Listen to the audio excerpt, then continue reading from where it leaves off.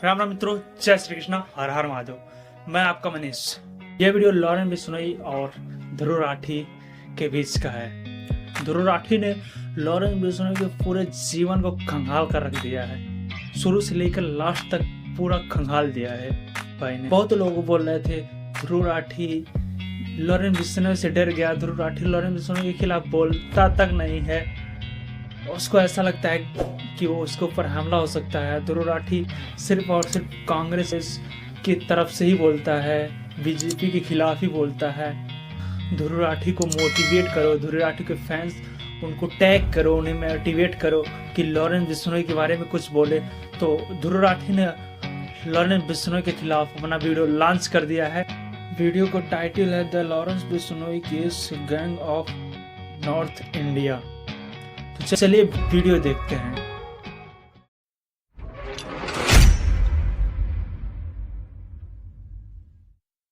नमस्कार दोस्तों, black buck यानी काले हिरण जैसे वन जीवों को बचाने के लिए किसी इंसान के अंदर कितना जुनून सवार हो सकता है, इसे जानकर आप भी हैरान हो जाएंगे। ये कहानी है एक नौजवान की जिसके डिस्ट्रिक्ट में हर महीने काले हिरण मर रहे थे।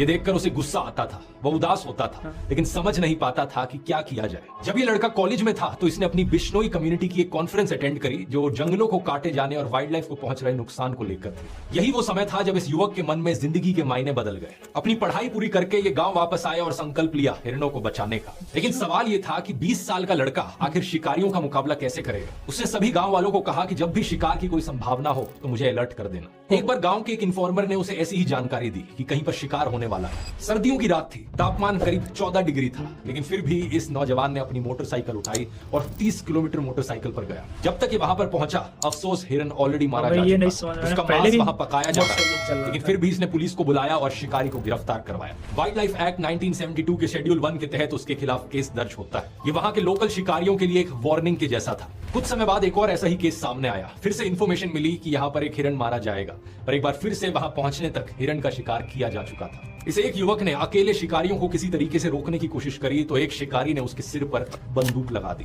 युवक ने कहा कि उसे डर तो महसूस हुआ, लेकिन उसे लगा कि अगर किसी प्रजाति को बचाने के लिए अपनी जान जोखिम में डालना जरूरी है तो यही सही। कुछ समय बाद पुलिस आती है और शिकारी को गिरफ्तार कर लेती है और कुछ इस तरीके से इसकी जान बच पाती है। जानते हैं दोस्तों, हमारी इस कहानी में ये युवक कौन है? ये है बिश्नोई, 51 साल के अनिल बिश्नोई।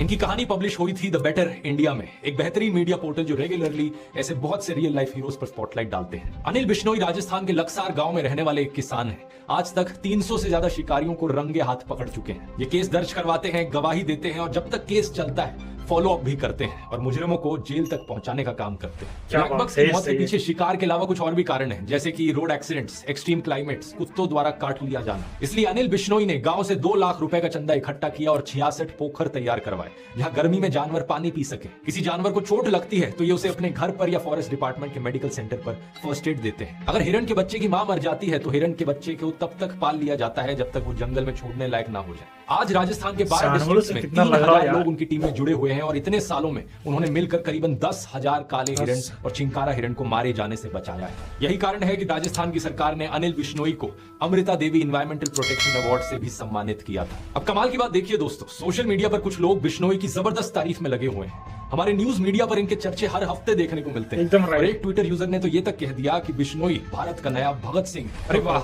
लेकिन प्रॉब्लम बस इतनी है कि ये लोग अनिल बिश्नोई की बात नहीं कर रहे। अनिल बिश्नोई को तो ये लोग जानते तक नहीं, ये बात कर रहे हैं लॉरेंस बिश्नोई की।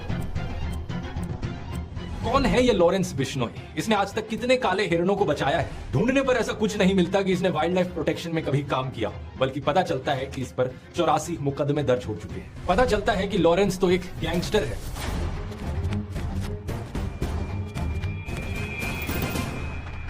वीडियो शुरू करने से पहले एक छोटा सा अपडेट, आप में से बहुत से लोगों ने डिमांड करी थी पिछले Q&A वीडियो में, तो अब इस वीडियो का जो रिसोर्सेज डॉक्यूमेंट है वो पब्लिकली अवेलेबल है। नीचे डिस्क्रिप्शन में लिंक पर क्लिक करोगे तो आपको मिल जाएगा, जहां इस वीडियो के सारे सोर्सेज लाइन बाय लाइन सबूत के साथ चलते हैं। अनिल बिश्नोई ने एक तरफ अपनी पढ़ाई करी सूरतगढ़ कॉलेज से और एनवायरमेंट और वाइल्ड लाइफ प्रोटेक्शन को अपना मिशन बना लिया।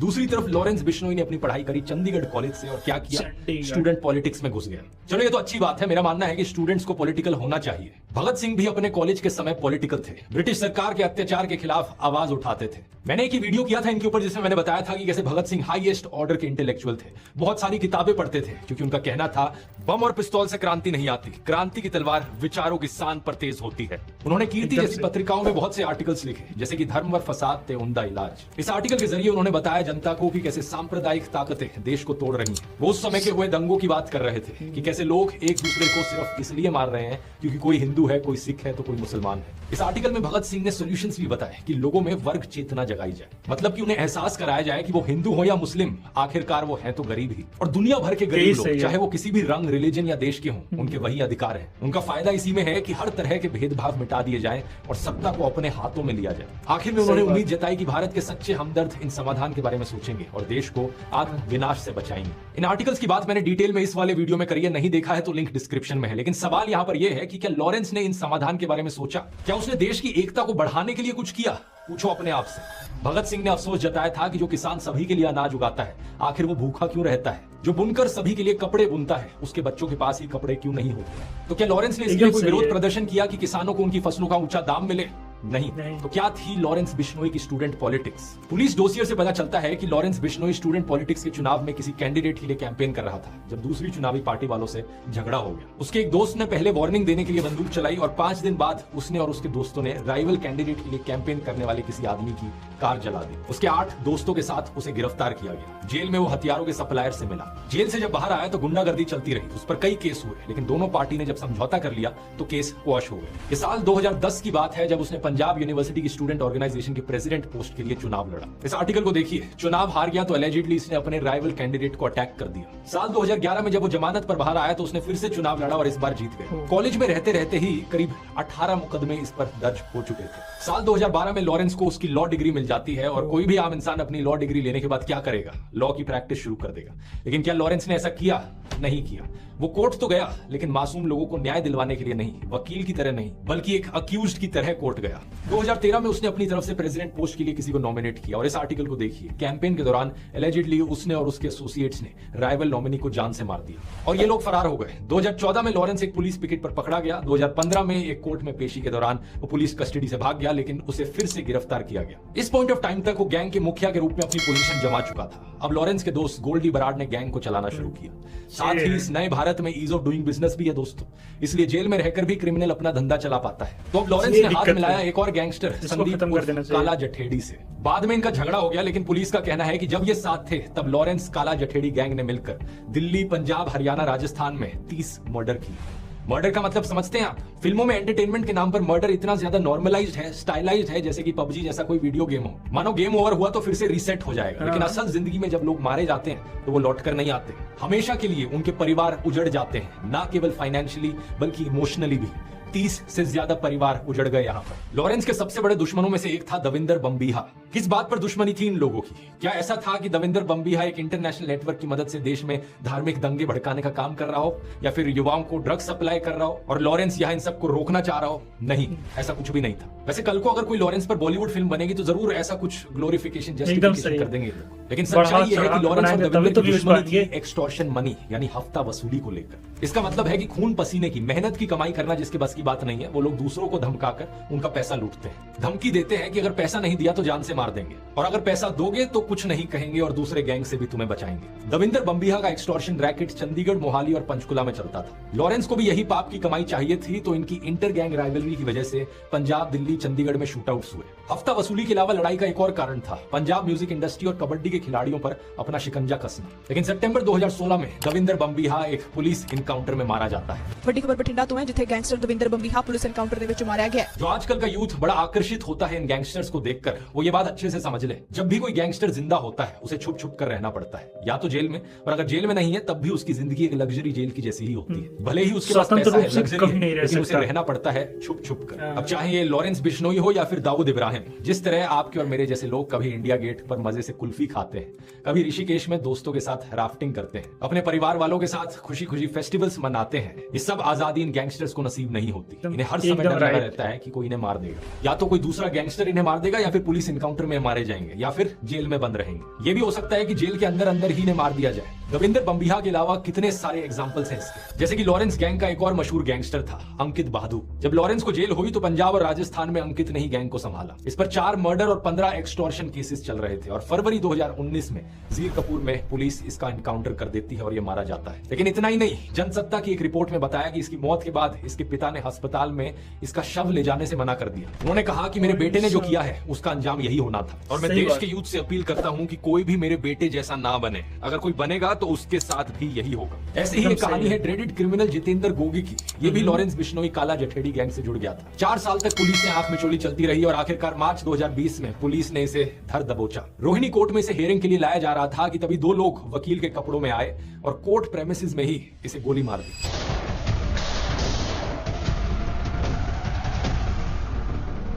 ये 2 असैसिन्स जग्गा और राहुल भी वही पुलिस द्वारा मार दिए जाते हैं। ये जितेंद्र गोगी के राइवल सुनील बालियान उर्फ टिल्लू ताजपुरिया के गैंग के लोग थे। इसके करीबन 1.5 साल बाद टिल्लू ताजपुरिया को भी मार दिया जाता है। कहां पर? तिहाड़ जेल के हाई सिक्योरिटी वार्ड में। गोगी गैंग के 4 लोगों ने उस पर लोहे के सुओं से 100 से ज्यादा बार हमला किया। इस वारदात का सीसीटीवी वीडियो मैं यहां नहीं दिखा सकता, लेकिन जो लोग क्राइम से बहुत आकर्षित होते हैं उन्हें ये सर्च कर लेना चाहिए यूट्यूब पर। इस तरह बदला लेते हुए और उस बदले का बदला लेते हुए गोगी और टिल्लू गैंग की राइवलरी में इन्हें मिलाकर 20 लोग मारे जाते हैं। लॉरेंस बिश्नोई के एसोसिएट गोल्डी बरार ने इसके बाद फेसबुक पोस्ट पर लिखा कि आज गोगी मान ग्रुप वाले भाइयों ने सारे भाइयों का सिर ऊंचा कर दिया बड़े भाई गोगी का बदला लेके। और भी जो कुत्ते जिंदा रह गए हैं उनका भी नंबर जल्दी आएगा। इन गैंग्स की दोस्ती दोस्तों कोई शोले फिल्म वाली जय वीरू की तरह दोस्ती नहीं होती, बल्कि इसका भी फंडा होता है कि दुश्मन का दुश्मन दोस्त होता है। लॉरेंस बिश्नोई, काला जठेड़ी और जितेंद्र गोगी गैंग के अलावा इनके सिंडिकेट में कुछ और गैंग्स थे, जैसे सुब्बे गुर्जर और राजस्थान बेस्ड आनंदपाल सिंह। इनमें से सुब्बे गुर्जर को 2021 में हरियाणा की स्पेशल टास्क फोर्स द्वारा गिरफ्तार किया जाता है और 2022 में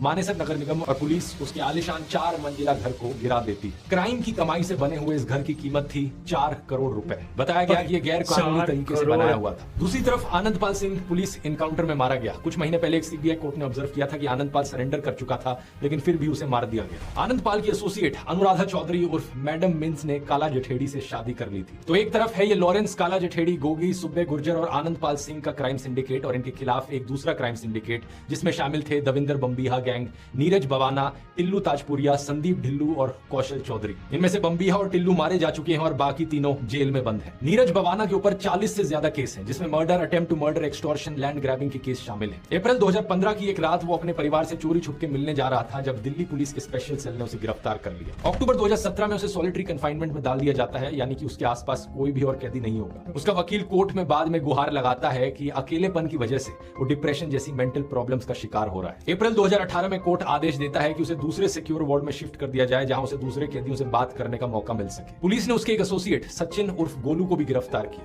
वो जिस घर में रह रहा था वो नीरज के पिता प्रेम सिंह के नाम पर रजिस्टर्ड था। उस घर में एक MG हेक्टर मिली, एक स्कॉर्पियो जिसे मॉडिफाई करवाकर बुलेट प्रूफ बनाया गया था। 4 देसी कट्टे, 79 कारतूस और 2 स्पेयर मैगजीन्स भी वहां बरामद हुई। इस वजह से नीरज के पिता प्रेम सिंह को भी अक्टूबर 2022 में गिरफ्तार कर लिया जाता है। दूसरा गैंगस्टर संदीप ढिल्लू 2018 में पुलिस कस्टडी से भाग गया था। 2020 में उसे सिलीगुड़ी में गिरफ्तार किया जाता है और आज तक की ये रिपोर्ट देखिए। 2 लाख का इनामी बदमाश गिरफ्तार। एनकाउंटर के डर से पत्नी ने वायरल किया वीडियो। ढिल्लू की पत्नी वीडियो में कहती हुई दिखती है कि मैं प्रियंका, वाइफ ऑफ संदीप, मेरे पति को पकड़ लिया गया है। मुझे डर है कि मेरे पति का एनकाउंटर ना हो जाए। मैं ये किस्से आपको इतने डिटेल में इसलिए बता रहा हूं ताकि आप समझ सको कि इन गैंगस्टर्स की जिंदगियां कैसी बीतती हैं। अगर कोई नौजवान फैसला करता है क्राइम की दुनिया में कदम बढ़ाने का, तो उसके परिवार के सदस्यों को, रिलेटिव्स और दोस्तों को क्या क्या सहना पड़ता है। तीसरा गैंगस्टर यहाँ पर था कौशल चौधरी। इसके बारे में पिछले साल खबर आती है कि इसने पुलिस कस्टडी में नाई से एक हेयर ट्रिमर छीनकर आत्महत्या करने की कोशिश करी, लेकिन पुलिस ने इसे बचा लिया और अटेम्प्ट टू सुसाइड का एक और केस इस पर लगा दिया। इसी हफ्ते इससे जुड़ी हुई 2 और खबरें आई हैं। पहली ये कि इसके 2 शूटर्स ने दिल्ली के रानी बाग में एक बिजनेसमैन के घर पर गोलियां चलाई 15 करोड़ रुपए की एक्सटॉर्शन के लिए। एक स्लिप छोड़ दी जिस पर लिखा था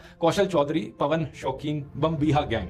दोनों शूटर्स को गिरफ्तार कर लिया गया। दूसरी खबर देखिए, कौशल चौधरी ने लॉरेंस को मरवाने के लिए प्लान बनाया। इसी से ही रिलेटेड कुछ दिन पहले की ये खबर भी देखिए। क्षत्रिय करनी सेना ने 1 करोड़ 11,11,111 रुपए का इनाम देने की घोषणा करी है उस पुलिस ऑफिसर को जो लॉरेंस बिश्नोई को मारेगा। ऐसा इसलिए क्योंकि करनी सेना के अध्यक्ष सुखदेव सिंह गोगामेडी की हत्या कर दी गई थी और इसकी जिम्मेवारी लॉरेंस गैंग ने ली थी। कुछ दिन बाद इस खबर में अपडेट आता है कि सिर्फ पुलिस ऑफिसर को ही नहीं, अगर साबरमती जेल में बंद कोई कैदी भी लॉरेंस को मारेगा तो भी उसे ये इनाम मिलेगा। जो पुलिसकर्मी लॉरेंस बिश्नोई का एनकाउंटर करेगा उस पुलिसकर्मी को 1 करोड़ 11,11,111 रुपए का पुरस्कार करनी सेना द्वारा प्रदान किया जाएगा। लेकिन दूसरी तरफ से कौशल चौधरी भी लॉरेंस की हिट लिस्ट पर है। ऐसा लॉरेंस ने एनआईए को पूछताछ में बताया। क्या कारण है इसके पीछे? कौशल चौधरी का रोल बताया जाता है विक्की मिद्धू खेड़ा के मर्डर में। विक्की लॉरेंस का करीबी था उसकी स्टूडेंट पॉलिटिक्स के टाइम से। अगस्त 2021 में उसका मर्डर किया जाता है। विक्की का नाम अक्टूबर 2020 की सिर्फ एक एफआईआर में था, जो लिखी गई थी चंडीगढ़ के सेक्टर 39 पुलिस स्टेशन में। इस एफआईआर में विक्की पर आरोप था कि वो लॉरेंस गैंग का मेंबर था और उस गैंग के सदस्यों को लॉजिस्टिकल सपोर्ट देता था। मर्डर के 1 साल बाद मोहाली के एसएसपी विवेकशील सोनी ने भी अपने बयान में यही कहा था कि लॉरेंस गैंग का करीबी होने के कारण विक्की राइवल बम्बिहा गैंग का टारगेट था। दविंदर बम्बिहा के मारे जाने के बाद इस गैंग को चला रहा था लक्की पड़ियाल। दिल्ली पुलिस की काउंटर इंटेलिजेंस यूनिट ने केस को क्रैक करते हुए बताया कि लक्की पड़ियाल के इंस्ट्रक्शंस पर कौशल चौधरी और अमित डागर ने इसकी साजिश रची थी। 4 शार्प शूटर्स को इसके लिए हायर किया गया था और बम्बिहा गैंग के 12 गैंगस्टर्स गिरफ्तार हुए थे, जिनमें 3 शूटर्स शामिल थे। उन्होंने भी इंटेरोगेशन में कौशल चौधरी और अमित डागर का नाम लिया। यहाँ हमारी कहानी में एक और किरदार की एंट्री होती है। अमित डागर को लेकर नव भारत टाइम्स की एक रिपोर्ट में बताया गया कि एक समय पर कौशल गिरोह के अमित डागर ने लॉरेंस को धमकी देकर फिरौती मांगी थी। लॉरेंस के फिरौती ना देने पर अमित डागर के गुंडों ने लॉरेंस से जुड़ी हुई एक कंस्ट्रक्शन कंपनी के अधिकारी की जयपुर में हत्या कर दी। बताया जाता है कि तब लॉरेंस बिश्नोई ने अमित डागर को 5 करोड़ रुपए की फिरौती दी थी। आज के दिन कौशल चौधरी और अमित डागर दोनों जेल में हैं लॉरेंस बिश्नोई की तरह। अमित डागर ने लव मैरिज करी थी ट्विंकल से। पिछले साल उसकी गिरफ्तारी की खबर भी सामने आई। एसीपी वरुण धैया ने बताया कि वो अमित डागर के गैंग को ऑपरेट कर रही थी। उसके खिलाफ शिकायत थी कि वो गुड़गांव की खांडसा मंडी में सब्जी बेचने वालों से 3 से 4 हजार रुपए की उगाही करवाती थी। उसको पकड़ने में सफलता प्राप्त करी थी। ये उसके साथ मिलकर खांडसा मंडी के अंदर एक्सटॉर्शन उगाही वगैरह का काम कर रही थी। इसके ऊपर अवैध वसूली और एक्सटॉर्शन के संबंध में कुछ ऐसे संगीन आरोप है जिसके तहत इसके खिलाफ जो कार्रवाई अमल में है। कौशल चौधरी और अमित डागर के अलावा लॉरेंस ने एक और टारगेट बताया था, मनदीप धारीवाल। लॉरेंस ने एलेज किया था कि मनदीप ने विक्की के हथियारों की मदद की थी। मनदीप भी लक्की पड़ियाल से जुड़ा हुआ था, उसके धंधे को मैनेज करता था। फिलीपींस में इसको मार दिया जाता है और लॉरेंस गोल्डी बरार गैंग इसकी जिम्मेवारी लेता है। एक और टारगेट शगनप्रीत सिंह, जो लेट पंजाबी सिंगर सिद्धू मूसेवाला के मैनेजर थे। पंजाब पुलिस ने कोर्ट में कहा कि इसके पर्याप्त सबूत है कि लक्की पड़ियाल के साथ शगनप्रीत भी विक्की मर्डर में मुख्य साजिश करता था। वो ऑस्ट्रेलिया भाग गया था। उसके खिलाफ गिरफ्तारी का ओपन वारंट जारी हो चुका है। उसे वापस भारत लाने की कोशिश चल रही है। मई 2022 में सिद्धू मूसेवाला का मर्डर होता है और लॉरेंस के दोस्त गोल्डी बराड़ मर्डर की जिम्मेवारी लेता है। दिल्ली पुलिस के स्पेशल सेल ने कहा था कि विक्की के मर्डर में शगनप्रीत सिंह और सिद्धू मूसेवाला शामिल थे। सिद्धू मूसेवाला के मर्डर के बाद टाइम्स ऑफ इंडिया में सिद्धार्थ बैनर्जी की एक रिपोर्ट छपी, जिसमें कई सोर्सेज के आधार पर बताया गया कि जैसे ही कोई आर्टिस्ट एक बड़ा नाम बन जाता है, उसके पास एक्सटॉर्शन के लिए धमकी भरे कॉल आने लगते हैं। कई पंजाबी सिंगर्स के एक मैनेजर ने बताया कि सिंगर्स को पंजाब यूनिवर्सिटी के कॉलेजों में परफॉर्म करने के लिए बुलाया जाता है। वहां कुछ गुंडे सिंगर से बात करते हैं जो स्टूडेंट पॉलिटिशियंस और गैंगस्टर्स के बीच में कहीं होते हैं। मान लीजिए कि वो स्टूडेंट पॉलिटिशियन गैंग ए के साथ जुड़ा हुआ है। कुछ समय बाद सिंगर को गैंग बी से एक्सटॉर्शन का कॉल आता है, तो कई बार सिंगर फिरौती की रकम दे देता है, लेकिन कई बार वो स्टूडेंट पॉलिटिशियन से बात करता है और गैंग ए से मदद लेता है। सिंगर खुद से किसी भी गैंग या नेक्सस का हिस्सा नहीं बनना चाहता, लेकिन इस तरीके से बीच में फंस जाता है। एक इंटेलिजेंस ऑफिशियल ने डीडब्ल्यू से बात करते हुए बताया कि इस तरह सिंगर्स जिन खराब एलिमेंट्स की पेट्रनेज लेते हैं, कुछ समय बाद वो खुद उनके लिए एक फ्रैंकेनस्टाइन मॉन्स्टर बन जाते हैं। इस वीडियो में मेरा मकसद था दोस्तों आप लोगों को दिखाना कि गैंगस्टर्स की जिंदगियां असली में कैसी होती हैं। फिल्मों में और न्यूज चैनल्स के द्वारा अक्सर गैंगस्टर्स को ग्लोरीफाई किया जाता है, बहुत ज्यादा बढ़ा चढ़ा कर बड़े स्टाइलिश तरीके से उन्हें दिखाया जाता है। यही कारण है कि बहुत से लोग इन गैंगस्टर्स को वर्शिप करने लग जाते हैं। एकदम सही लेकिन भाई। ये है असलियत। कोई गैंगस्टर पुलिस इनकाउंटर में मारा जाता है, किसी को राइवल गैंग द्वारा मार दिया जाता है, तो कोई जेल में है,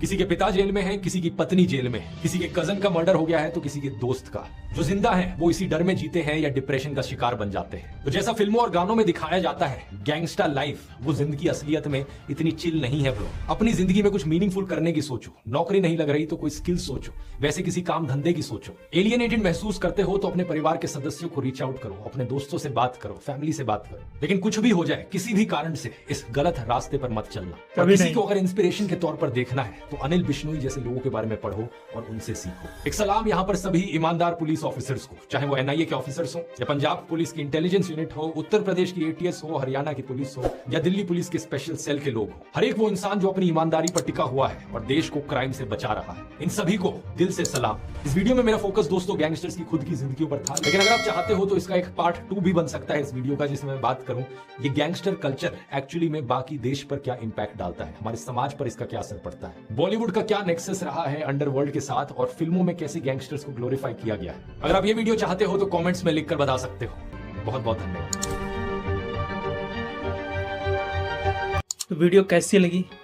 उम्मीद करता हूँ वीडियो लास्ट तक और अच्छे से देखे होंगे तो कोई डाउट नहीं होगा लॉरेंस बिश्नोई के बारे में। और ध्रुव राठी तो पूरा चिट्टा लेकर चलते हैं, सबूत के साथ चलते हैं। तो आई होप आप सबको वीडियो अच्छी लगी हो। अगर वीडियो अच्छी लगी हो तो लाइक करें, सब्सक्राइब करें और शेयर करें अपने हर एक प्लेटफॉर्म पर, अपने हर एक दोस्तों के पास। धन्यवाद।